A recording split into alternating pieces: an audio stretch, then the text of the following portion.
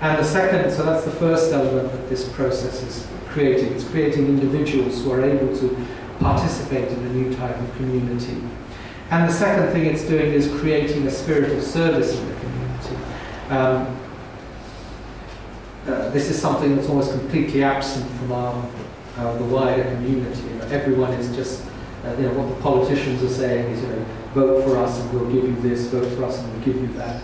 Baha'is are saying, come to us and we'll give you lots of things to do.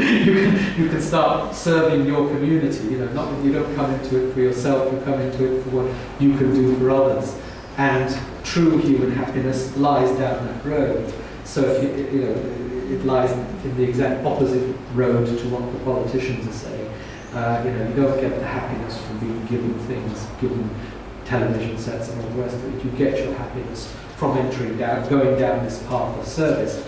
And going through this series of books gives us the tools, the self-confidence to start performing acts of service. You start off by doing home visits, very, very simple. Then you do sort of devotional meetings, children's classes, junior youth activities. Gradually increasing your confidence, increasing your abilities, increasing the spirit of service, and to get to the point where you can turn around and start taking other people through that process by taking study circles yourself. And all in all, what you're building is a community of individuals who are not passive members of a congregation.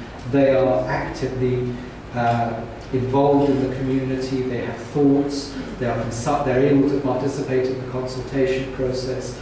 By performing acts of service, they're starting to actually have some experiences and have something worth saying in the consultation process. Because nobody having a consultation, nobody's got any ideas.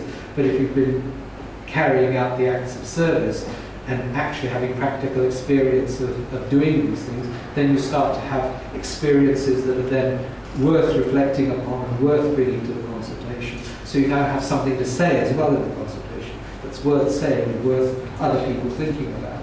So all of this process is creating really something that has never existed before. It's not something that we can say, oh, it's like this or it's like that. This is something that's never existed before. We have, up to this point in human history, had this hierarchical society, and the structure of the society has been based that way. And what the House of Justice is calling for is a new type of society. Again, this is the second point that was in that quotation, that leadership comes from an individual when individuals presumed to be qualified for the purpose. This is something the House of Justice wants us to move away from. Break up that pattern of hierarchical structure of society and get rid of the oppression and injustice that it inherently causes, get rid of the compulsion and violence and competitiveness that's inherent in that structure, and create a new structure of individuals that are equal, that are active, that are not being told what to do, that are thinking about themselves and creating plans of action, and raise up in particular, the bottom rungs of society, the women, the ethnic minorities, the religious minorities, the poorer classes, all of these people who are at the bottom of society and have not been used to thinking, not been used to participating in an active way in their communities, and treat all human beings with dignity, give them dignity and justice. All of that results from this new type of community that the House of Justice is trying to build. And the third element that it said we should be trying to move away from is one in which personal participation is fitted into a schedule dominated by concerns of a very different nature. And again, this is a very difficult thing. We're so inherent in our way of thinking is sort of organising our life in particular ways for particular purposes. And the House of Justice is asking us to think about that, think about how we can create a pattern of life that enables us to carry out these acts of service, for example. At the moment our lives are so crowded, we think to ourselves, how can we possibly fit in children's classes and junior activities and all of these things into our already crowded lives? But if we give ourselves going through the process, give ourselves new priorities, think about what we're doing, create new patterns of life, create new patterns of community life, because up to now, our communities have been mirror images of the outer community. One or two people have run every community, they've been up there telling everyone else what to do. This has been our communities have not been that different from a church. If we create the new pattern of life, community life, then everyone is participating, everyone has something to say, and it may be that the women, it's not convenient for them to have meetings in the evenings, which is where it's convenient for the men who are out to work at the day. If women have got children, they're looking after children, maybe it's more convenient for them to meet in the afternoon. I'm not suggesting that's the case. I'm just saying once people are active members of the community, they can start recreating the community life to fit all members of the community, not just the vocal ones, not just the ones who've been leading the community up to now. And we are in fact being given new patterns of community life through this process, because what we're doing is creating a new rhythm to community life.